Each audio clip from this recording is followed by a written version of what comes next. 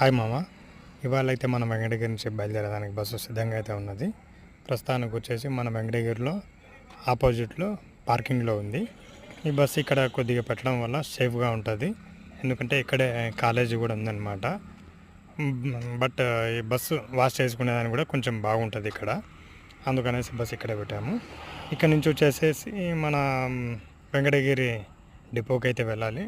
ఆ డిపో దగ్గర నుంచి అక్కడ చార్ట్ గేట్లో అదే ఆల్కహాల్ అందు చెక్ చేసుకొని తర్వాత డిపోకి రావాలి. ఆ డిపోకి వచ్చిన తర్వాత అక్కడి నుంచి ప్యాసింజర్స్ను రిసీవ్ చేసుకొని హైదరాబాద్కి అయితే బయలుదేరాల్సి ఉంటుంది.